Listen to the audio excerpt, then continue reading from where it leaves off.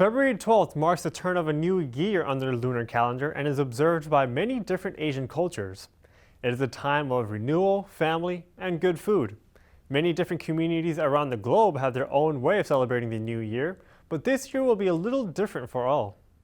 Anim Osmani, a senior at Suffolk University and president of the Asian American Student Association, explains how she and her family generally celebrate Lunar New Year. Lunar New Year, for me, is where really it's just like a huge family gathering.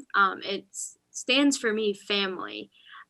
It's a time where people come together and celebrate their ancestry, as well as do things. So offering their family, doing family offerings, respecting their elders, eating a lot of food, being with your loved ones. Many people may be familiar with the role that money plays in the Lunar New Year tradition, but here's Anna with the meaning behind it. When me and my family go and receive money from each other, you do something beforehand. So you're wishing the family member that's providing you these goodies of like these red envelopes, you're wishing them a healthy new year. You're wishing them to be prosperous and just having a really good luck,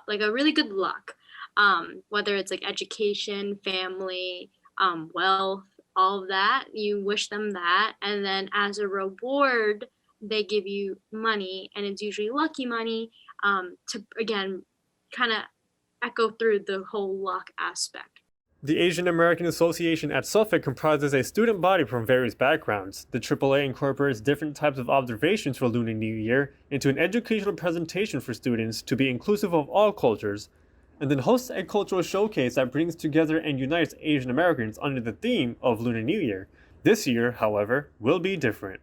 With a lot of things that's happening now, obviously we want to keep all of our members safe, but since we need to be more proactive, yes, the cultural show is still happening. We're actually pushing it a little further back only because that allows us to do more planning. But for us, since, Lunar New Year is such a huge part of a lot of Asian countries, we still want to give back to the community. We still want to do something for the community as a whole. And that's why AAA as a whole is releasing out care packages as a way of saying thank you to all of our members. We're wishing them the best of luck. There's actually notes included into it.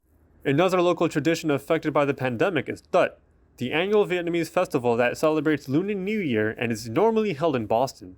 Tina Vo, president of the Suffolk University Vietnamese Student Association, describes the scene at previous festivals in contrast to how this year will look. So right now we are planning a collaboration with other VSA schools, so we can do like a virtual Vietnamese Lunar New Year celebration. So kind of like explain what like the culture is like what we do during that and stuff like that. And we are planning on some activities too for our general members. So I'm doing a collab with VSA. I believe other schools too around the Boston area that has VSAs too.